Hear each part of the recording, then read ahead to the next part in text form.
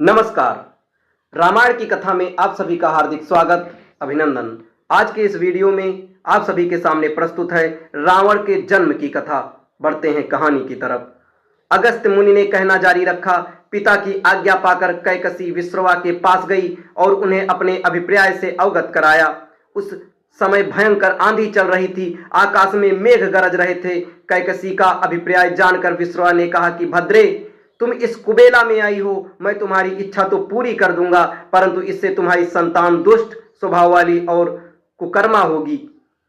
मुनि की बात सुनकर कैकसी उनके चरणों में गिर पड़ी और बोली, भगवान, आप ब्रह्मवादी महात्मा हैं, आपसे मैं ऐसे दुराचारी संतान पाने की आशा नहीं करती, अतः आप मुझ पर कृपा करें। कैकसी के वचन सुनकर मुनि विश्रवा ने कहा कि अच्छा, तो तुम्हारा सबसे छोटा बेटा सदाचारी और धर्मात्मा होगा।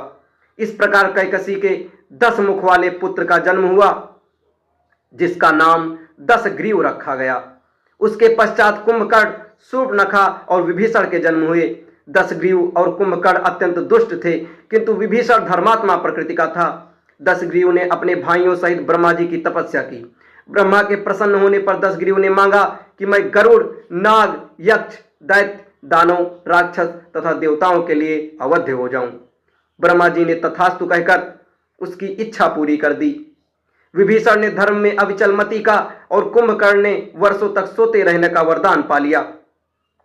फिर 10 ग्रीव ने लंका के राजा कुबेर को विवश किया कि वह लंका छोड़कर अपना राज्य उसे सौंप दें। अपने पिता विश्रवा के समझाने पर कुबेर ने लंका का परित्याग कर दिया और रावण अपनी सेना, भाइयों तथा सेवकों के साथ लंका में रहने लगा।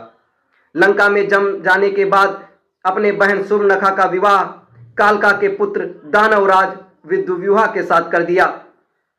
उसने स्वयं दिति के पुत्र मय की कन्या मंदोदरी के साथ विवाह किया, जो हेमा नामक अप्सरा के गर्भ से उत्पन्न हुई थी।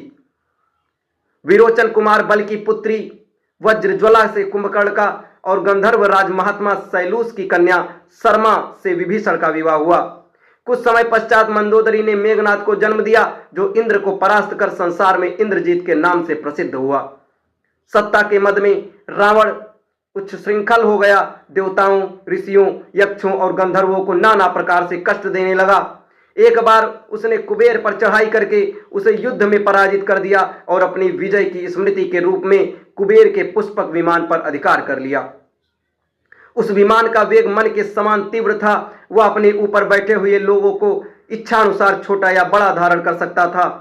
विमान में मणि और सोने की सीढ़ियां बनी हुई थीं और तपाए हुए सोने के आसन बने हुए थे।